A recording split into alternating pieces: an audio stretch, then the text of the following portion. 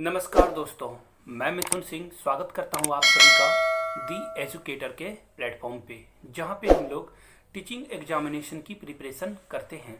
आशा करता हूं आप सभी अच्छे होंगे, स्वस्थ होंगे इस पेंडेमिक में भी। देखिए, आप लोगों के लिए ये बौद्ध धर्म से रिलेटेड वीडियो बनाई गई है और जैन धर्म से, यानी कि आर्मी स्कूल में जो भी आपको जीके के एग्जाम में धर्म से क्वेश्चन पूछे जाएंगे बौद्ध धर्म और जैन धर्म से, इस वीडियो को अगर आपने देख लिया तो आपका 1 मार्क श्योर हो जाएगा। तो पेन पेपर लेकर आप नोट करते जाओ, और अगर आप नोट नहीं करना चाहते हो, इसकी पीडीएफ को अवेल करना चाहते हो, तो आप हमारे टेलीग्राम चैनल दी एजुकेटर से जुड़ सकते हो, जहाँ पे करीब 200 बच्चे जुड़ चुके हैं। तो आप वहाँ मुझे ज्वाइन कर लो और पीडीएफ को अवेल कर सकते हो वहाँ से। तो चलिए क्लास को स्टार्ट करते हैं बिना किसी देर के, जहाँ पे आपको बहुत सारी इन्फॉर्मेशन मिलेगी। Thank you. कुछ नया सीखिए और क्लास को शेयर करना ना भूलें। अगर आप नए हो हमारे चैनल पे तो चैनल को प्लीज़ सब्सक्राइब करके, अगर ये वीडियो पसंद आए तो लाइक करना ना भूलें। Thank you. नमस्कार दोस्तों, मैं मिथुन सिंह स्वागत करता हूं आप सभी का दी एजुकेटर के प्लेटफॉर्म पे, जहां पे हम लोग टीचिंग एग्जामिनेशन की प्रिपरेशन करते हैं। आशा करता हूं आप सभी अच्छे होंगे, स्वस्थ होंगे इस पेंडेमिक में भी। देखिए, आप लोगों के लिए ये बौद्ध धर्म से रिलेटेड वीडियो बनाई गई है और जैन धर्म से, यानी कि आर्मी स्कूल में जो भी आपको जीके के एग्जाम में धर्म से क्वेश्चन पूछे जाएंगे बौद्ध धर्म और जैन धर्म से, इस वीडियो को अगर आपने देख लिया तो आपका 1 मार्क श्योर हो जाएगा। तो पेन पेपर लेकर आप नोट करते जाओ, और अगर आप नोट नहीं करना चाहते हो, इसकी पीडीएफ को अवेल करना चाहते हो, तो आप हमारे टेलीग्राम चैनल दी एजुकेटर से जुड़ सकते हो, जहाँ पे करीब 200 बच्चे जुड़ चुके हैं। तो आप वहाँ मुझे ज्वाइन कर लो और पीडीएफ को अवेल कर सकते हो वहाँ से। तो चलिए क्लास को स्टार्ट करते हैं बिना किसी देर के, जहाँ पे आपको बहुत सारी इन्फॉर्मेशन मिलेगी। Thank you. कुछ नया सीखिए और क्लास को शेयर करना ना भूलें। अगर आप नए हो हमारे चैनल पे तो चैनल को प्लीज़ सब्सक्राइब करके, अगर ये वीडियो पसंद आए तो लाइक करना ना भूलें। Thank you. चलिए क्लास को स्टार्ट करते हैं, और इसमें हम लोग बौद्ध धर्म और जैन धर्म से आए हुए क्वेश्चंस को देखेंगे। देखिए, आपके लिए पहला प्रश्न ये रहा, किसे लाइट ऑफ एशिया कहा जाता है। लाइट ऑफ एशिया अगर हिंदी में इसे बोलोगे तो आप प्रकाश पुंज बोलोगे, यानी कि सोर्स ऑफ लाइट वगैरह बोल सकते हो आप। महावीर स्वामी, महात्मा बुद्ध, कृष्ण या फिर राम। तो इसका जो राइट आंसर हो जाएगा दोस्तों, वो हो जाएगा महात्मा बुद्ध, यानी कि बी नंबर।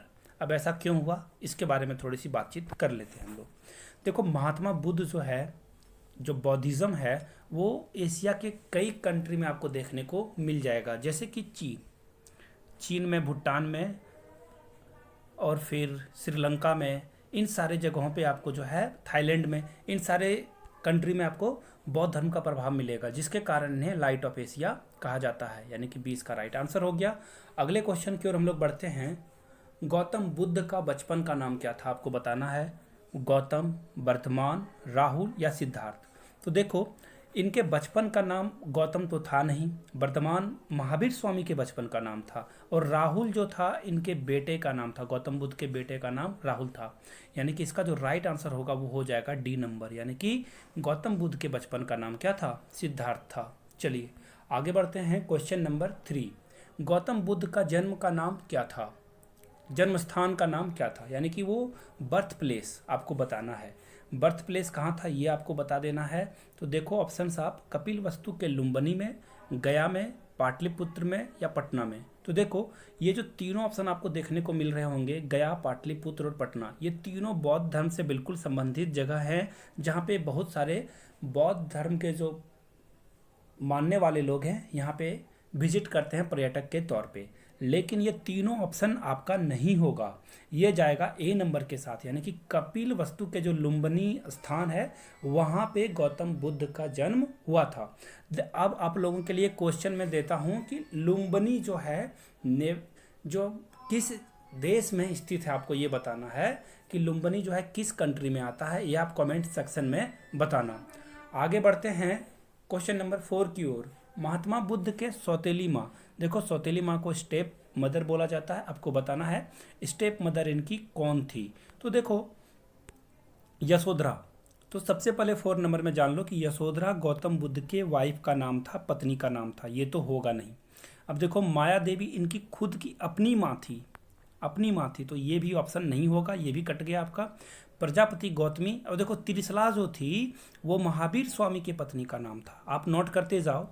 महावीर स्वामी की पत्नी माँ का नाम त्रिशला था, तो यानी कि ये जो ऑप्शन होगा ऑप्शन नंबर सी हो जाएगा, प्रजापति गौतमी इनके सौतेली माँ का नाम था। चलिए आगे बढ़ते हैं क्वेश्चन नंबर 5 की ओर। धार्मिक जुलूस की शुरुआत सबसे पहले किस रिलीजन में शुरू की गई थी? तो देखो आप लोगों को जानकर आश्चर्य होगा, हिंदू मुस्लिम धर्म में ये नहीं था। आप लोगों को लग रहा होगा कि अभी हिंदू और मुस्लिम धर्म में धार्मिक जुलूस को लेकर आप देखते होंगे कि बहुत सारा जुलूस निकलता है, बट ये शुरुआत आपका बौद्ध धर्म में किया गया था सबसे पहले जुलूस को। तो आप इसको क्या करोगे, सी नंबर को लॉक कर दोगे। चलिए क्वेश्चन नंबर 6 की ओर बढ़ते हैं। अब आप देखोगे गौतम बुद्ध कितने वर्ष की अवस्था में गृह त्याग करके सत्य की खोज में निकल पड़े थे? तो इसका बिल्कुल आसान सा आंसर है 29 ईयर्स। अब देखो एक और बोनस क्वेश्चन आप लोगों के लिए ये रहा कि जब इन्होंने गृह त्याग करके घर छोड़ा और सत्य की खोज में निकल पड़े तो इस प्रक्रिया को महाभिनिष्क्रमण कहा गया। तो आप इसको नोट कर लेना, महाभिनिष्क्रमण। तो ये फन फैक्ट था। आगे बढ़ते हैं अब हम लोग। 7 नंबर क्वेश्चन में पूछा गया है कि गौतम बुद्ध के फर्स्ट गुरु कौन थे? आनंद, अलार कलाम, रुद्रक रामपूत या अजातशत्रु? तो देखो इनका जो सबसे पहला गुरु था वो गुरु थे अलार कलाम, यानी कि ऑप्शन बी। लेकिन एक और जीके में आपको बता दूं, रुद्रक रामपूत इनके सेकेंड गुरु थे। कौन थे? सेकेंड गुरु। चलिए आगे बढ़ते हैं क्वेश्चन नंबर 8 की ओर। 8 में देखोगे आप गौतम बुद्ध को किस रात्रि के दिन ज्ञान की प्राप्ति हुई थी? यहाँ पे रात नहीं रात्रि होगा, आप इसको कट कर लो। यानी कि महात्मा बुद्ध को जो है किस रात्रि के दिन ज्ञान की प्राप्ति हुई थी? तो ये आप देखो याद रख लेना, इनका जन्म, इनको ज्ञान की प्राप्ति का दिन और इनकी मृत्यु तीनों एक ही दिन हो गई थी। और ये तीनों दिन एक दिन कौन सा दिन में पड़ता है आपको ये याद रखना, वो है बैसाखी पूर्णिमा। वैशाख पूर्णिमा का दिन ही इनको ज्ञान की प्राप्ति हुई थी, इनकी मृत्यु भी हुई थी और जन्म भी उसी दिन हुआ था। यानी कि डी इसका क्या हो जाएगा, करेक्ट आंसर हो जाएगा। क्वेश्चन नंबर 9 की ओर बढ़ते हैं। प्रथम बौद्ध संगति परिषद कहाँ पे आयोजित हुआ था आपको ये बताना है। कुशीनगर, गया, पाटलिपुत्रा या फिर राजगीर? तो देखो राजगीर में पहली बौद्ध संगति का आयोजन किया गया था और ये कब किया गया था? 423 ईसा पूर्व में क्या किया गया था, इसको आयोजित किया गया था। यानी कि ये राइट आंसर हो गया। क्वेश्चन नंबर 10 की ओर बढ़ते हैं। द्वितीय बौद्ध संगति कब हुआ था आपको ये बताना है, द्वितीय बौद्ध संगति का आयोजन कब हुआ था? तो देखो पहला तो आप लोगों को मैंने अभी तुरंत बताया 483 ईसा पूर्व में ये पहला हुआ था और दूसरा ठीक 100 साल बाद यानी कि 383 में हुआ था। याद रखना है आपको ईसा पूर्व, तभी आपका आंसर सही होगा। ईस्वी अगर आपने लगा दिया यानी कि यीशु मसीह के जन्म से पहले की बात है ये सब, यानी कि इसका क्या हो जाएगा, बी नंबर करेक्ट हो जाएगा। चलिए आगे बढ़ते हैं क्वेश्चन नंबर 11 की ओर। भारत से बाहर बौद्ध धर्म को फैलाने का श्रेय किस राजा को जाता है? तो देखो अशोक जो थे ये क्या क्या करते थे, ये अपने पुत्र को इन्होंने और अपनी पुत्री को अलग अलग कंट्री में, श्रीलंका में, चीन में, इन जगहों पे भेजा और बौद्ध धर्म को प्रचारित किया, जिसके कारण इन्हीं को बौद्ध धर्म को फैलाने का श्रेय जाता है। अशोक जो कि युद्ध में जो है कलिंग युद्ध में उन्होंने क्या किया था, युद्ध छोड़ने का उन्होंने प्रण ले लिया था। उन्होंने देखा कि कितने लोगों की मौत हो रही है, जिसके कारण उनका मन विचलित हो गया और उन्होंने कहा कि this is the time to quit, और उन्होंने ये सब मोह माया से छोड़ करके त्याग कर दिया इन्होंने। क्वेश्चन नंबर 12 की ओर बढ़ते हैं। प्रथम बौद्ध संगति किसके शासन काल में हुआ था? तो सबसे पहले आप जान लो 2-3 चीजें। 483 ईसा पूर्व में पहली बौद्ध संगति का आयोजन हुआ था, ये पहला हुआ आपका। और किसके शासन काल में हुआ था? तो ये आपका आंसर जाएगा 12 का, अजातशत्रु। ठीक है ना, अजातशत्रु के समय में ये क्या हुआ था, आयोजित हुआ था। तो 2 जी को आप एक साथ मर्ज कर दो। क्वेश्चन नंबर 13 की ओर बढ़ते हैं। बुद्ध के अनुसार देवतागण भी किस सिद्धांत के अंतर्गत आते हैं? तो देखो ये जो 13 का आंसर होगा वो हो जाएगा कर्म। देखना आप लोग, एक लाइन जो है टैग लाइन ट्रकों के पीछे या फिर लोग अपने बाइक वगैरह में लगाते हैं, वर्क इज वर्शिप, ये लिखते होगे, आपने बहुत देखा होगा, वर्क इज वर्शिप, है ना, वर्शिप, सॉरी वर्शिप आप लिख दो, वर्शिप यानी कि पूजा है, मतलब कर्म ही पूजा है, वर्क ही क्या है, वर्शिप है। तो ये बात देखो कहाँ से ली गई है, ये ली गई है बौद्ध धर्म से, यानी कि कर्म ही पूजा है, तो ये आपका आंसर हो जाएगा ए। चलिए आगे बढ़ते हैं। क्वेश्चन नंबर 14, प्रथम बौद्ध संगीति का आयोजन कहाँ हुआ था, ये क्वेश्चन है। आंसर इसका राजगिरी, मैंने पहले ही बताया था। और कब हुई थी आयोजन इसके, 483 ईसा पूर्व में, तो ये इसका करेक्ट आंसर हो गया। चलिए क्वेश्चन नंबर 15 की ओर बढ़ते हैं। बौद्ध धर्म को अपनाने वाली प्रथम महिला कौन थी, तो देखो माया देवी, यशोधरा, ये दोनों तो होगा नहीं, और तिरसला भी नहीं होगा, क्योंकि ये तो महावीर स्वामी की माँ का नाम था, तो ये तो होगा नहीं, और माया देवी नहीं होगा, और यशोधरा भी नहीं होगा। प्रजापति गौतमी जो इनकी स्टेप मदर थी, वो ही पहली महिला थी जिन्होंने बौद्ध धर्म को क्या किया था, अपनाया था, यानी कि ऑप्शन नंबर सी इसका क्या हो जाएगा, करेक्ट हो जाएगा, और हम लोग सी को लॉक कर देंगे। चलिए क्वेश्चन नंबर 16 की ओर बढ़ते हैं। गौतम बुद्ध के जन्म का क्या प्रतीक है, सिंबल क्या है, आपको बताना है। तो देखो ये आंसर हो जाएगा आपका ए, कमल और साण। लेकिन अब आप बोलोगे कि और सारे चीज़ों को आप, मैं एक्सप्लेन कर देता हूँ आपको। देखो अश्व, घोड़ा, हॉर्स क्या होता है, दौड़ने का प्रतीक है, रन करने का, और रन करने का प्रतीक मतलब आप इसको ऐसे देखो कनेक्ट कर सकते हो जीके को, कि गौतम बुद्ध ने घर छोड़ा था, यानी कि वो भाग गए थे घोड़ा पे बैठ के, यानी कि अश्व क्या हो गया, घर छोड़ने का प्रतीक, गृह त्याग का प्रतीक हो गया ये। तो इन सारे चीज़ों को आप ऐसे क्या करो, अपने दिमाग को समझाने की कोशिश करो, चीज़ों को कनेक्ट करने की कोशिश करो। देखो बोधि वृक्ष यानी कि वो पीपल के पेड़ के नीचे उनको क्या हुआ थी, ज्ञान की प्राप्ति हो गई थी, तो ये हो गया आपका राइट आंसर ए, यानी कि कमल और साण उनके जन्म का प्रतीक चिन्ह है। आगे देखिए, मृत्यु पश्चात बुद्ध के जो अवशेष हैं उनको कितने भागों में बांटा गया था, तो ये बिल्कुल सिंपल सा क्वेश्चन था 17 का, यानी कि ए, उनके जो शरीर का पार्ट है, यानी कि उनके जो अवशेष बचे हुए थे उनको 6 जगह पे बनाया गया था, 6 जगह पे बांट दिया गया था। क्वेश्चन नंबर 18 देखिए, महात्मा बुद्ध ने अपने उपदेश किस भाषा में दिया था, बिल्कुल लॉलीपॉप क्वेश्चन, ए नंबर, पाली भाषा में उन्होंने उपदेश दिया था। क्वेश्चन नंबर 19 देखिए, बौद्ध ने सर्वाधिक उपदेश कहाँ दिए हैं, ये देखो आंसर हो जाएगा आपका श्रावस्ती में। लेकिन अब आपको क्वेश्चन जो है कमेंट सेक्शन में बताना है कि उन्होंने सबसे पहला उपदेश कहाँ दिया था, जो फर्स्ट उनका प्रीच था। अब देखो एक बात और, उपदेश को बोला जाता है प्रीच, इंग्लिश में एक वोकैब आप कर लो कंप्लीट, अगर आप पहले से जानते थे तो देन वेरी गुड। आगे बढ़ते हैं अब हम लोग। गौतम बुद्ध के पुत्र का क्या नाम था, अगर आप लोगों को पहला क्वेश्चन याद हो तो मैंने बताया था उनके पुत्र का नाम राहुल था, गौतम तो इनको बाद में नाम पड़ा, और राकेश और करण तो होगा नहीं।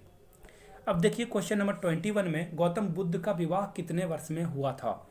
इनका विवाह देखो, इनकी जो, जब ये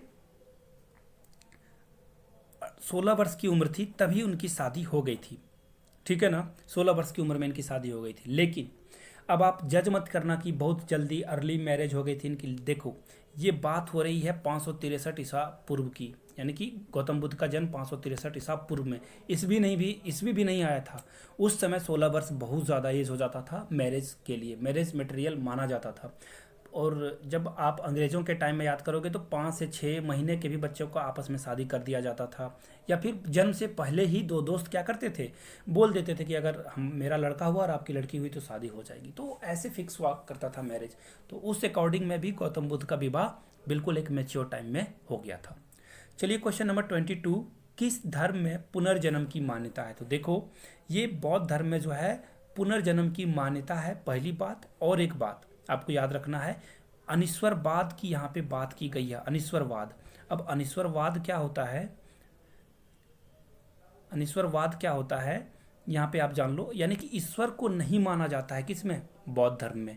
तो ये आपका सी नंबर करेक्ट होगा। आगे बढ़ते हैं 23 नंबर में, बौद्धों का सबसे पवित्र त्यौहार कौन सा है। तो देखो बौद्ध धर्म का सबसे पवित्र त्यौहार क्या होगा, जिस दिन उनको ज्ञान की प्राप्ति हुई, जिस दिन उनको उनका जन्म हुआ था, और जिस दिन उनकी मृत्यु हो गई थी, और तीनों एक ही डेट में पड़ता था, मैंने आपको बताया है।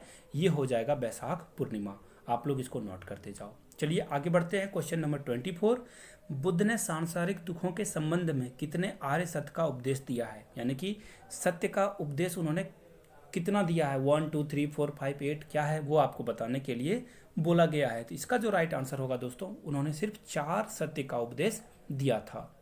चलिए क्वेश्चन नंबर 25 की ओर बढ़ते हैं। निम्नलिखित में से कौन सा बौद्ध धर्म के त्रिरत्न में एक नहीं है? तो देखो, धम्म संघ मठ ये तीनों जो है बौद्ध धर्म के त्रिरत्न में शामिल है। तो इसका जो सिर्फ एक आंसर है वो क्या, सॉरी ये देखो, ये जो होगा बौद्ध धम्म और संघ ये तीनों जो है त्रिरत्न में शामिल है। मठ जो है बौद्ध धर्म के त्रिरत्न में नहीं आता, यानी कि डी इसका करेक्ट आंसर हो जाएगा। क्वेश्चन नंबर 26 की ओर हम लोग बढ़ते हैं। 26 में बोला गया है कि निम्नलिखित में से फर्स्ट जो है बौद्ध परिषद की अध्यक्षता किसने की थी? सबसे पहले मैं बता दूं 483 में ये हुआ था ईसा पूर्व, और उस समय अजातशत्रु का शासनकाल था और महाकश्यप इसके क्या थे, अध्यक्ष थे। चलिए आगे बढ़ते हैं। चतुर्थ बौद्ध परिषद की अध्यक्षता किसने की थी? पहला का हो गया आपका महाकश्यप और चौथे का हो जाएगा आपका वसुमित्र, ठीक है ना, यानी कि 27 का हो जाएगा बी वसुमित्र। और दूसरे बौद्ध संगति का आयोजन टाइम जो है वो 483 ईसा पूर्व, याद रखना है आपको। चलिए आगे बढ़ते हैं। चतुर्थ बौद्ध संगति कहाँ पे आयोजित हुआ था ये आपको बताना है। तो ये बिल्कुल आसान सा क्वेश्चन था, कुंडलवन में।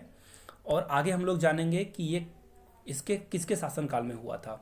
तो देखिए, द्वितीय जो बौद्ध संगति है किसके शासनकाल में हुआ था ये बताना है। पहला तो आप लोगों को पता है अजातशत्रु के टाइम में फर्स्ट बौद्ध संगति का आयोजन हुआ था, और कालाशोक के टाइम में सेकेंड, और अशोक के टाइम में थर्ड, और कनिष्क के टाइम में फोर्थ। तो आप इसको इन सारी चीज़ों को ऐसे कनेक्ट करके याद रख सकते हो, यानी कि इसका जो राइट आंसर हो जाएगा क्या हो जाएगा, कालाशोक। चलिए क्वेश्चन नंबर 30 की ओर बढ़ते हैं। बौद्ध धर्म के अनुयायी कितने भागों में विभाजित थे?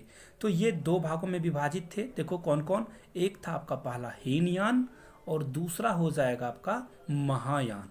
याद रख लेना है आपको, नोट करते जाओ आप नोटबुक में। आगे बढ़ते हैं क्वेश्चन नंबर 31 की ओर।